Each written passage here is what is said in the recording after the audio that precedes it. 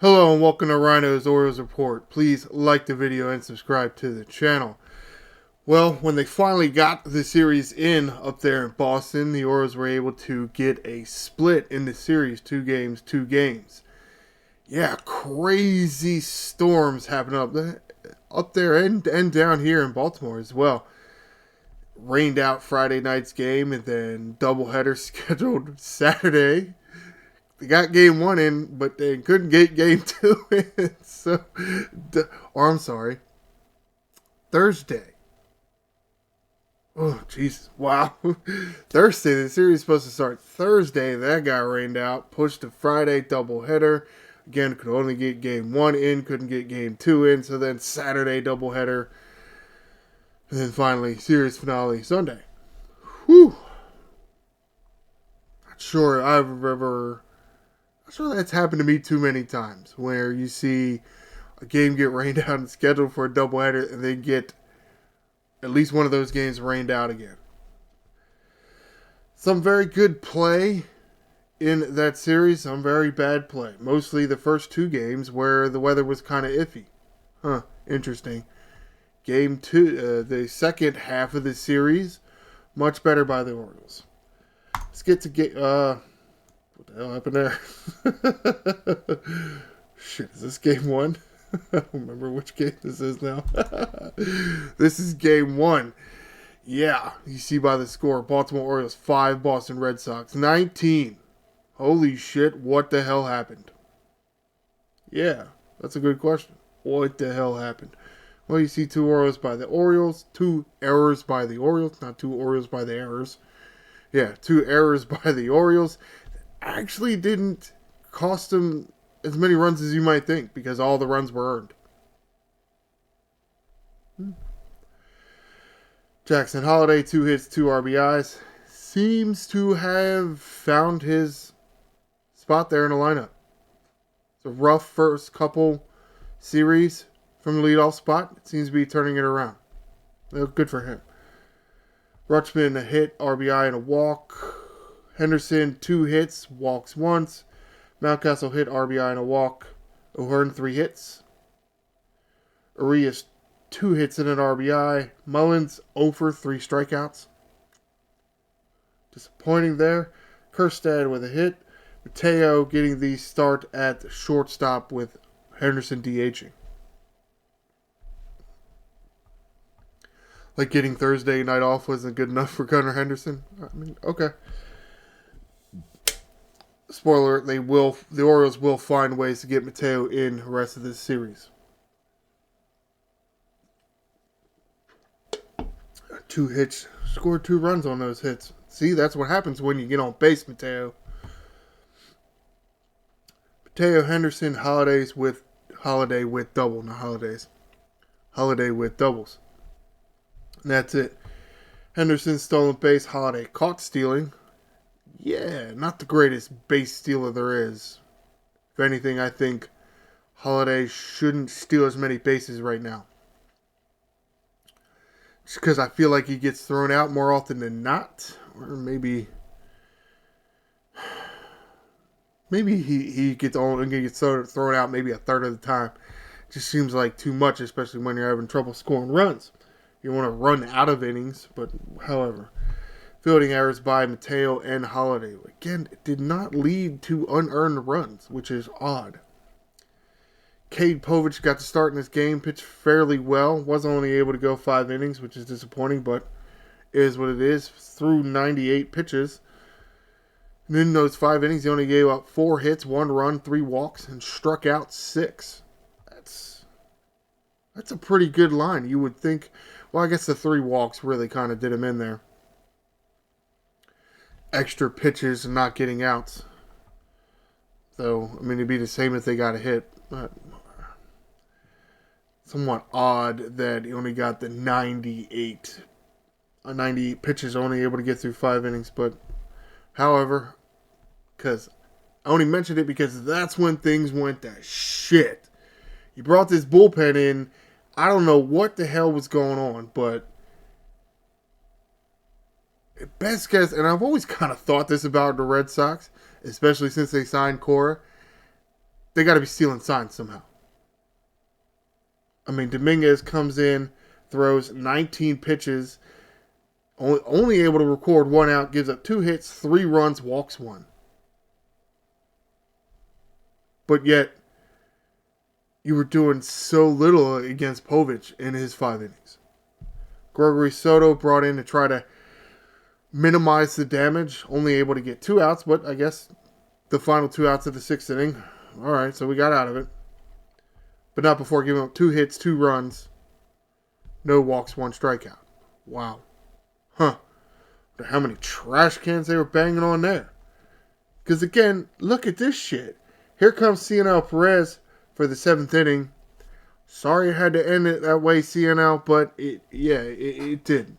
Would have been nice if you could have stuck around. Spoiler alert. Get to that in a minute, because the guy ended up actually never pitching, but it's fine. CNL Perez in his final inning of work with the Baltimore Orioles. Pitching the full 7th inning, gives up 4 hits, 5 runs, 2 walks, no strikeouts. Yeah. He had many good outings for the Baltimore Orioles. Had many bad outings as well. And when you're in this point, I guess, of your so-called rebuild or your Mike Elias regime, it's time to start winning games. And this is kind of what I meant by hard decision time. He's giving up too many runs. He has been moved to, we'll say, the front end of the bullpen. And while, okay, you expect him to have less good, you expect him to not be as good as the guys in the back end of your bullpen, but at the same time, you can't be giving up that many runs in an inning. You can't. Because at that point, the offense has almost no chance of coming back now. You need somebody that will give up less, 2, 3, like some of the other guys. Of course, with 2 of them giving up the runs, it's almost gone now anyway. However, Emmanuel Rivera brought in to finish out, or to pitch the full 8th, and the last inning the Orioles would have to pitch in this game. Yeah. This is what I'm talking about the Boston Red Sox. I don't know how many times you have seen a position player come there and pitch, but how often do you see them give up that many hits and that many runs? Okay. All right. Manuel Rivera pitching the full 8th inning, gives up 8 hits, 8 runs, 2 walks. No strikeouts. Yeah, okay. That, and obviously the home plate umpire didn't give a shit about leaving the ballpark that night. He had no plans. He had no dinner date, no hot date, nothing. Nothing to do except go to sleep for next game. Cool. This would be game 2. Baltimore's 5. Boston Red Sox 6. Yeah, this is... There was a decision made at the end of this game, and it leads me to believe that some of the way they pitch certain hitters, it leads me to think that it really wasn't Brandon Hyde. It was Mike Elias and Sig Mejdal and the brain trust of this organization. And it's, we don't pitch around people. We don't intentionally walk people. Because you should have done that here at the end, and you didn't. And what happened? You lost. Because you let the Boston Red Sox best hitter hit with first base open. You could have intentionally walked him, set up double play at any base. But no, you didn't. And he hits the ball. Gets a base hit. Drives in that extra runner. Good job. Great managerial decisions. Or, I suspect, terrible GM or manager handling. I said the score. You can see the score. Orioles 5, Boston Red Sox 6. It took 10 innings. 10 innings. And the Orioles couldn't get a run across in their half of the 10th. which seems odd because you feel like the offense was actually doing well. Holiday hitting the RBI, also struck out 3 times. Ew. Rutschman over but walked 3 times. Henderson 2 hits and an RBI. Arias a hit and 2 RBIs out of the cleanup spot. Okay. O'Hearn 1 hit, also walked once. Mountcastle over. Jorge Mateo pinch running late. Or pinch ran late. And then also got an at-bat himself. Struck out in that at-bat. Mullins over, though he did walk once. Kerstad with a hit. Oh my God. Kerstad got a hit? Wow. Also, actually, I don't know if it was this game or the game before, but made a nice play in right field. Yeah, you had Kerstad running around in right field in Boston. Genius. Probably why you lost the first few games, but okay, it's fine. Whatever. Do whatever you do. In right field is where they have the bull, or I guess part of right field is where the bullpen is in Boston. Yeah, and it's a low wall. It's about 4 feet high.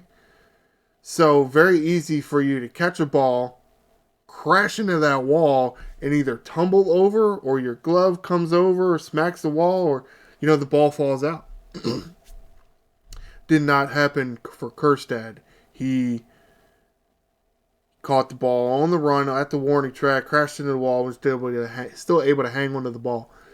Now, there was another hit out there, but I feel like there was a lot less of a chance for him to come down with that. Mateo as well. That wasn't this game. It was the next game, though. So, somewhat pleased with the improvement or the apparent improvement of Kerstad's outfield play. Hopefully that continues. Just in time to get Colin Cowser back, hopefully. Or Ramon Laureano, because, spoiler alert, he on the IL now. Manuel Rivera got to start at first base. Ends up getting a hit. Does get a defensive replacement late. Dylan Carlson goes into right field. And then Kerstad goes over to left. O'Hearn goes to first. Because, yeah, you had O'Hearn at left, Kerstad at right. Like, wow. Great defense out there. Arias, Henderson, Kerstad with doubles. Kerstad got an extra base hit. How about that? Mateo Holiday with stolen bases. Henderson with a throwing error. Yeah. I think that was the one where it was... Man, there was at least one runner on. Chopper just over the mound on the shortstop side of the mound. Henderson comes flying in. He does pick the ball very nicely, but he's on the grass of the infield. So second base is behind him. Yeah, can you imagine Gunnar Henderson on the run, because of course he didn't stop him, set his feet, on the run trying to throw at a base that's behind him. Yeah, didn't go well. So... unearned runs on that one. Thanks, Gunnar. Zach Eflin only able to go 5 innings in this game. Yeah, I feel like the Orioles got their at-bats, and then all of a sudden, here comes the rain, just absolutely dumping on the entire field. And instead of stopping play, no, the umpires make Zach Eflin go out there and pitch, and of course he gave up a few home runs. And then they're like, oh, no, it's raining too hard now, let's stop play. Seriously? How convenient. Yeah, magically. You made him start playing, then you were like, nah, let's stop now. The Red Sox already got a few home runs. We'll stop playing now. Oh, okay. Cool. Jackasses.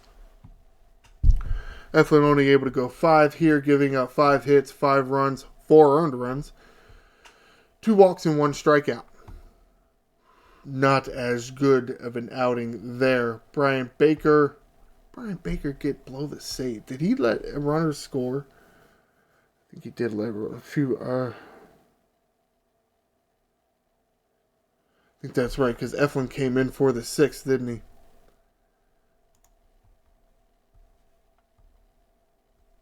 Come on. Yeah, see, Eflin comes in for the 6th, gives up a double to Devers. then a walk, then the fielder choice error there. Devers score.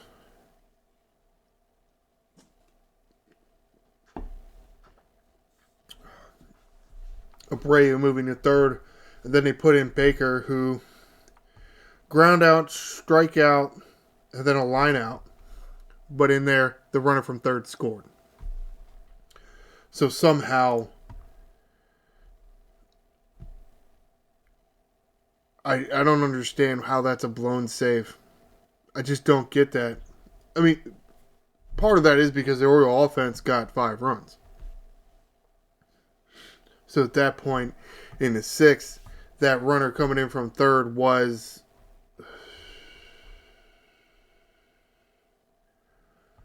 yes, okay. That was the tying run. And again, that was an unearned run. How is that an unearned run on an error made when Eflin was in there? So how does Baker get the blown save? That's odd. That's odd that you call that a blown save.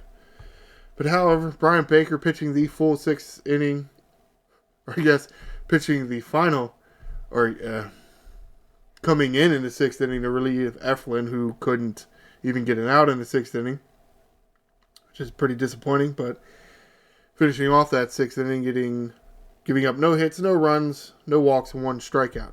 Somehow blowing a save because an unearned run scored. That's crazy, man. But whatever. Keegan Akin coming in here for the 7th, pitching the full 7th inning. Does give up a hit, but no runs. Walks 1, strikes out 1. Go there. Yanier Cano coming in the 8th inning. Okay, cool. All right, back to form. Pitching the full 8th inning. No hits, no runs, no walks, 2 strikeouts. Yeah, good to see Cano having a bounce back here. Felix Bautista in for the 9th. Tie game, you're on the road. Pitching the full 9th inning. No hits, no runs, no walks, no strikeouts. All right. Red Sox weren't striking out today. And here comes the 10th inning. Yeah. Orioles not able to push the run across in their half of the 10th. Good job, dickheads. However, and of course, again, all right, now you have Soto out there, so it's lefty on lefty when you're pitching to Devers. But again, you're pitching to the Red Sox best hitter. First base is open. Not ghost runner. I hate that term, ghost runner. Extra runner out there at second base. You put Devers on. Now the bases. Now with Devers, there's a force play. You already had 1 out. You're setting up a double play for Mr. Abreu here, who is 1 for 3 with a walk. Devers 2 for 4 with a walk. So I don't know. I guess. Yeah, I still don't get that. That's not the right decision there. It's not. But however, Tony Manson, you can keep making the same mistakes that Brandon Hyde was. And you know what? It appears that Elias or Sigma-Dell is telling y'all to do that. Pitch to the guy. Oh, okay, yeah, because that makes sense. It doesn't, but whatever. Let's get to Game 3. Baltimore Orioles 2, Boston Red Sox 1. Wow, 1-run game. The Orioles won and didn't make any errors. How about that? Henderson back up to leadoff spot, giving Holiday a day off because this is the second game of a doubleheader. Henderson no hits and a walk. Rutschman hit and a walk. O'Hearn hit and an RBI. Arias another hit. Another hit out of the cleanup spot. Manuel Rivera moved pretty far up in the lineup. 2 hits. Walked once. Kerstad, Ofer walked once. Mateo in center field. Hit and a walk. Dylan Carlson 2 hits and RBI. Yeah. Put the speed out there. You put some speed out there. Have to give Mullins the day off. So, yeah, you want Mateo out there in center because he's fast. It's not that Carlson's not. It's just that don't really know if you want Mateo playing right field at Fenway. That's what you really... Not that center would be any easier for him to play, but you don't really know about his arm to a certain extent. Oh, he made a really nice. How many nice plays did he make out there in center? At least two.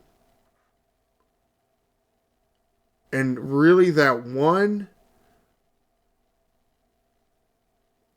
what we were told in the post game interview, that Mancelino being near the um, third base coach for the Boston Red Sox, kind of looked over when Jorge Mateo went tumbling into the bullpen. He looks over and says, "Nobody ever gets there on that ball." If you're familiar with Boston Fenway Park, in center there is a little bit of a triangle where the garage and the bullpens kind of intersect. Right there on that slope of the triangle is where a ball was hit. And Mateo, with all the speed that he's got, he didn't get a good jump on it, but he's got the make-up speed, is able to get there to the ball. The problem is there's the wall there, and yeah, he actually went tumbling into the bullpen. On that, I'm remembering the play earlier where he catches the ball on the run deep in center field and just keeps kind of trotting towards the Boston Red Sox bullpen and just hugs a guy that was leaning on the wall. It was kind of funny.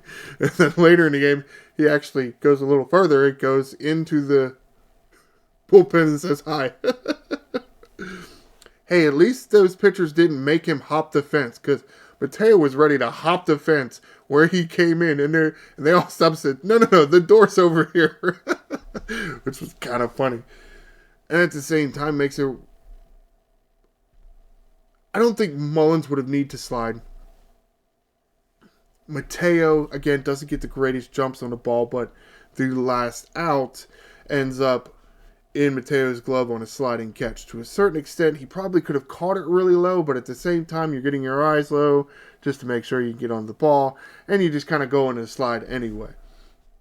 Nice performance from Mateo out there in center field. They're definitely trying him in the outfield more.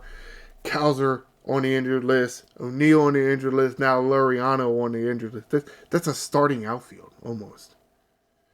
So, yeah, Mateo's taking a lot more reps in practice out there and getting into a few more games in the outfield just because, for necessity now. Carlson had a nice day out there. He had a nice last two games of this series out there. Kind of disappointed that he wasn't out there earlier, but with the increased playing time, oh yeah, he looked pretty good in this series. So that's good there.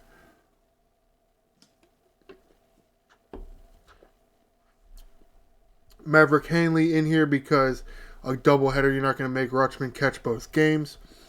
Ofer, but he did walk once. Carlson with a double here. Mateo still on base. Carlson caught stealing. Yeah, so you're not that fast, huh, guy? Trevor Rogers getting a start in this game. Yeah, ends up being the 27th man here. Okay. All right. Starting to get some of that starting pitching depth back. Rogers, the first start in the major leagues in, almost a year. See, they got him around the trade deadline from the Marlins last year. To a certain extent, part of that was because of the control. Because they have Rogers under control for this year and next year. So, we'll see where this goes. He looks fine. It's just, I feel like it's pitch selection and accuracy is really what is wrong. His mechanics looks fine. His velocity looks fine. Him throwing the pitches and how their action, the result in their action of the ball, or whatever the right word was there, looks fine as well. It's just, making the right pitches at the right time in the right location. But he looked really good here. Now, almost a whole year under Oriole tutelage who think that they have all the answers. Well, certain pitchers are going to go right in certain organizations. So, maybe that's what it is. Rogers going 6 1/3 innings here. Only gives up 2 hits, no runs, no walks, 5 strikeouts. Maybe the Red Sox hitters were just tired. from getting all those runs Friday and earlier Saturday, maybe. But we'll see the next start. Andrew Kittredge in here, getting another outing with the Orioles. What's this? I think this was his second. Ends up pitching a full inning, but again, he was finishing out the 7th inning and getting the first out in the 8th. Doesn't give up a hit, but no runs. Walks 1, strikes out 1. Little bit shaky, but still getting through it. Sir Anthony Dominguez. I don't know where the hell this came from, but very good outing from him.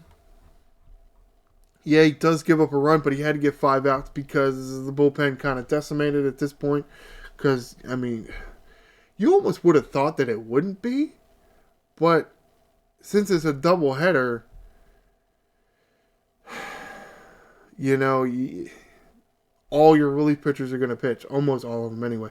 I guess technically Charlie Morton didn't pitch, and technically new guy didn't pitch as well. So you really weren't decimated. It's just you didn't want to use anybody else. However, so Sir Anthony Dominguez coming on for the final 5 outs in this game, getting his first save this year as an Oriole. Pitching 5 2/3, does give up 2 hits and a run, but no walks, 1 strikeout. And again, got the save, so a win. Yay, Orioles won a game, holy shit. Let's get to game 4, final game here. Baltimore is 5, Boston Red Sox 1. Alright, Red Sox had 3 errors. Yeah, O'Hearn technically had a home run. I mean, he hit a ball and ended up scoring on the play. So it's kind of like a home run. Little league home run, right? Holiday, over. Shit. Leadoff man, over. Adley Rutschman, over. Only 2 at-bats. Hitting the mask. Excuse me, on a foul ball. So we'll see how much time he has to miss. Maverick Hanley finishing the game because, again, Rutschman hit in the face. Well, the face mask with the ball. Hopefully not too much time missed. Maverick Hanley, over. Yeah, alright. Cool. Henderson hitting 2 walks. O'Hearn 3 hits, an RBI. Walked once. Arias hitting an RBI. Emmanuel Rivera, over. Cedric Mullins 1 hit. Mullins out there in center field. Carlson out there right. Mateo out there in the left. Carlson hitting an RBI. Mateo, over. But yeah, Mateo playing left field. O'Hearn, Arias with doubles. Mateo, O'Hearn, and Henderson with stolen bases. Yeah, O'Hearn with a stolen base, man. I don't know. I think the Red Sox were just tired from kicking the Orioles' ass in game 1 of this series and then coming back in dramatic fashion in game 2. I think they were just tired. I think they were out of gas. You let Ryno O'Hearn steal a base on you. What? I never would have thought that he would have stolen a base. I think the next most unlikely person to steal a base would either be Maverick Hanley or Adley Rutschman. However, Dean Kramer getting the start in this game. 5 1/3 innings pitched. Does give up 7 hits, but scattering them over the 5 innings. No runs. Walks 1, strikes out 4. Gregory Soto in to finish off the 6th inning, getting the final 2 outs. No hits, no runs, no walks, 1 strikeout. Aiken in for the 7th, does give up a hit, but no runs, no walks, 1 strikeout. Bryant Baker in for the 8th. No hits, no runs, no walks, no strikeouts. Well, locking it down, bullpen, locking it down. Ah, man, spoke too soon. Kittredge, man.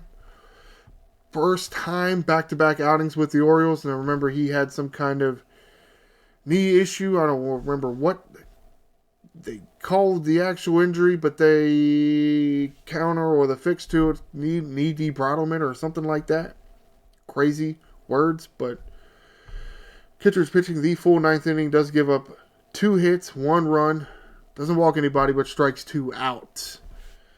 Again, though, with the win here, splitting the series up in Boston. So we're up to 18 wins. All right. Whew. All right, let's get to some articles. Get out of here. Hurry up. Hurry this up. Ooh, running out of time here. Yeah, Laureano to the injured list. It still appears that it's just sprained ankle. It's nothing worse. Laureano told, members of the Masson Sports media staff, is it Rob Kabako or Melanie Newman or and maybe it was Ben McDonald or somebody that thought his career was over. Thought he cracked his fibula or tibia. Fibula? Tibia. They're both in the leg. I don't remember which one's which off the top of my head. But yeah, he thought it was worse. The doctors apparently are telling him that it's not. Okay. That's some good news. That's some bad, maybe some sad news. Cianel Perez, DFA, designated for assignment. He's out of options, so he's got to clear waivers. We'll see if he clears the waivers. We'll see if the Orioles will even want to keep him in the organization, or if CNL wants to even stay in the organization. What's the guy's name? Ooh. Well, I'm going to have to apologize, and I'm probably butcher the shit out of this name. Yarmil Geraldo called up. Did not get into any action. And neither did Terran Valver. One point in one of these articles, Rock Kabaka makes a joke here. He says, neither one of them saw any action unless there was a skirmish at the spread table after the game. I didn't even know they were in the dugout. Which is kind of weird. But, however, a bit of an injury update here. Nothing big on like a Wells or a Bradish or a Rodriguez yet, but which is fine. Update on Colton Cowser. He has gotten into 2 games with the Aberdeen Ironbirds. Has, 2 for 6, I think they said, and one of them was a home run. So,